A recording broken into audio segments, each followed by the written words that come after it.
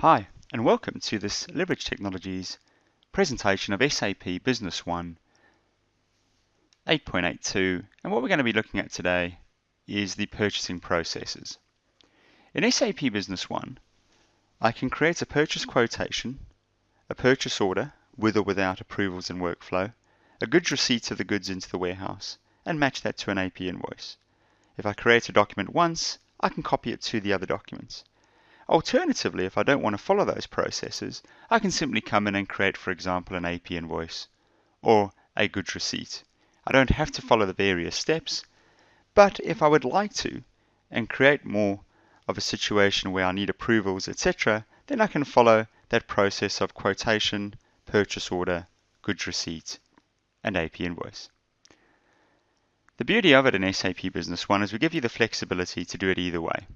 So let's start by having a look at purchase quotations in SAP Business One. A purchase quotation allows you to create a request for quotation from your supplier. So let's go in here, let's choose a particular supplier. We'll choose Lasercom. The required date for our quotation is a week from today. And our reference number is leverage 123. And what we want to do is we want a quotation for, now again, nice facility in SAP Business One. In the item description, I simply typed part of the name and it brought up a list for me. The IBM info print. The quoted date, I want it to be today. The required quantity, I want them to quote on 1,200.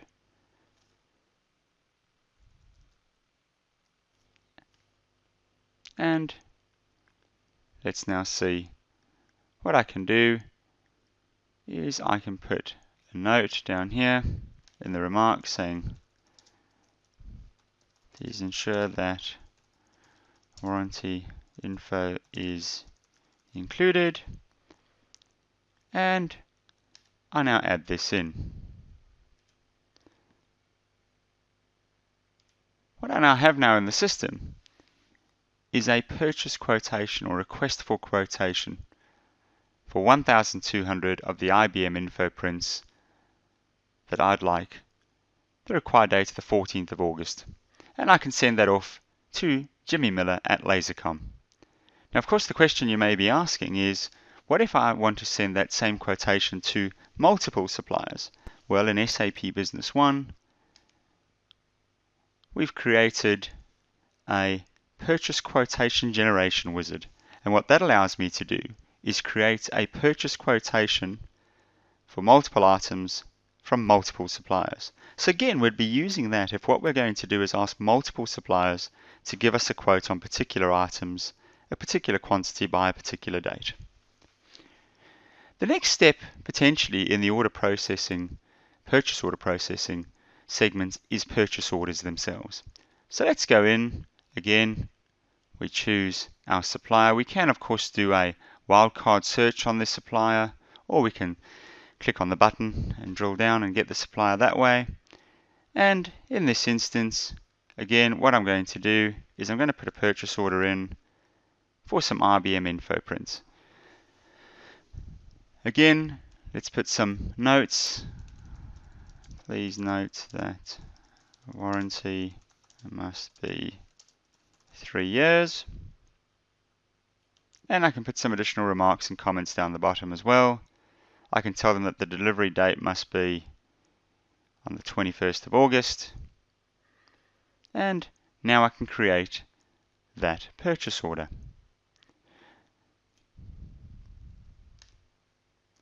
Now, if I had an approval process on that purchase order, i.e. if I didn't have approval to place the purchase order, but it needed approval from my manager, it would have then sent off to my manager a request for approval, which looks something like this. This is one I created earlier from a different user. The manager would then go in through workflow into my pending purchase order, which is pending, and would approve that purchase order. Of course, my manager could have drilled down to the actual purchase order to have a look at it. So what we see there is an example of workflow built into SAP Business One where I create a purchase order, but potentially that purchase order is beyond my level of authorization or beyond our budget for the month and therefore requires approval through standard SAP workflow by a manager. I can of course also create purchase orders not just for items as we saw there, but also for services.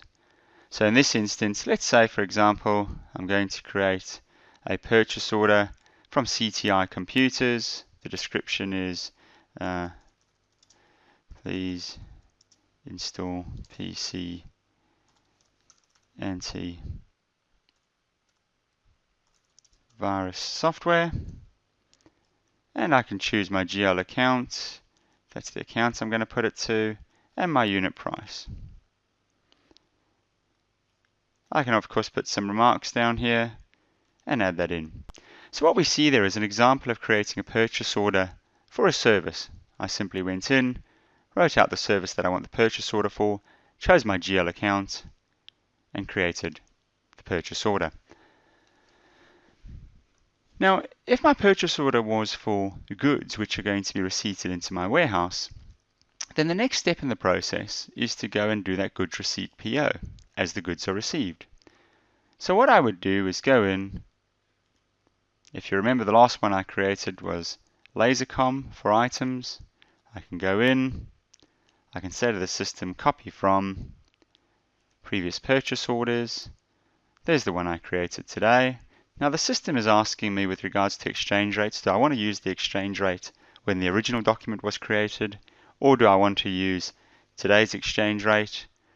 I'm just going to default that. What the system has now done is it has copied through from the purchase order a goods receipt for me. And I can see that goods receipt there.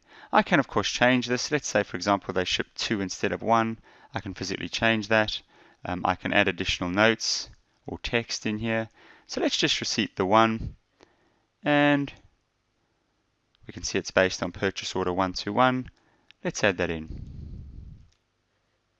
Now that goods receipt is in and the stock is physically in our warehouse. Of course, if I had serial number tracking or batch traceability on that item, then it would ask me for serial numbers or batches associated with that goods receipt. Remember, in SAP Business One, I can use batch tracking or serial number tracking. In this instance, I've chosen neither. I've simply receipted the item into the warehouse. When it comes time now to do the AP invoice, once again, what I'll do is simply pick up my supplier, Lasercom, and I will copy it from that goods receipt, today's goods receipt. There it is, and now the AP invoice is ready to go. Of course, if the price was slightly different, I might change that as per the AP invoice and add that in. Now, the posting date's missing. What SAP does, you can see the red bar down the bottom is an error message for me. It's telling me that the posting date is missing. So let's just go in there, D for today's date. Now the system has also defaulted the due date for me. We can see I have 30-day terms here. So the posting date is the 7th of the 8th, and the due date on this AP invoice will be the 6th of the 9th. Let's also add in, while we're here, the supplier invoice number, and now we're good to go. We can see it's based on purchase order 121 and goods receipt 102. As we go back into that AP invoice, just with the back arrow, a couple of other things to note. Firstly, I can right click and I can get other information. If I have a similar AP invoice I want to copy it to, I can duplicate it. I can look at my base document from which this was created. I can go in and see row details, which gives me a lot more detail associated with this particular AP invoice. How many of these items do I have in stock? What's my open quantity, my committed quantity, etc. I can also, by right-clicking, I can go in and see volume and weight calculations, opening and closing remarks, related activities. So in this instance, on this AP invoice or on a purchase order, I can create an activity and assign it to someone else in the organization. As an example, I might create a large purchase order and create an activity for my manager to review that, either through workflow or a standard activity. So I can create activities and attach this AP invoice to that activity and assign it to someone in the organization. A very nice feature in SAP Business One, I can have a look at the relationship map associated with these documents. So in this instance, it's showing me that the purchase order 121 became goods receipt PO 102 and AP invoice 110. If I want to drill down now, for example, to that goods receipt PO, I simply click on it and I'm down to that particular goods receipt. Remember, I can now drill down to the item and actually review the item, inventory data associated with the item, sales data, purchasing data, etc. So again, just quick, easy, drill down, drill around functionality in SAP Business One, and I started by using this very nice relationship map functionality, showing me the relationship between the various documents inside of SAP. Other elements to note, I can do recurring transactions within SAP Business One. I can do landed costs, i.e. the ability to add in freight, insurance and other costs associated with bringing the items into the country from overseas and then associating those costs to the item and apportioning the costs of the freight, taxes, etc. In that container to the specific items. I also have a procurement confirmation wizard if I want, and the purchase quotation generation wizard that we looked at a little earlier. I can, of course, when I'm doing purchase orders, and I can PDF those and I can send them directly via fax or email from within SAP Business One. I have, as with other parts of the system, easy access to reports. So if, for example, I want to see all of my open purchase orders, I simply click on my open items list, drop down to purchase orders, and there I can see my open purchase orders. Now let's say, for example, I want to see all my open AP invoices. There they are. My AP credit notes, I don't have any, but I can drill down and I can see at each step of the way additional information. My documents draft reports is very, very nice. This allows me to, let's say I'm halfway through creating a large purchase order and I need to go into a meeting. I can leave that as a draft, go into my meeting, come back and then continue with that document. I can, of course, also copy old documents and duplicate them into new AP invoices or purchase orders as well. So again, flexibility. I have the ability to create a document, save it as a draft, come back and finish that later on. I have purchase analysis where I can go in and by supplier or by item or by sales employee. I can do an annual, monthly or quarterly report by supplier or by item. So in this way, I can start to review how many items I bought from which suppliers or how much I've spent with each supplier. I can also do purchase quotation analysis and other reports directly from within SAP Business One reporting. That covers the topic of purchasing in SAP Business One. There are obviously extended modules too, which allow us to do elements like purchase planning through integrated applications, but that's not covered in this particular session. What we wanted to cover off here was more the standard purchasing workflow within SAP Business One. Thanks for watching, and I hope you enjoyed the presentation.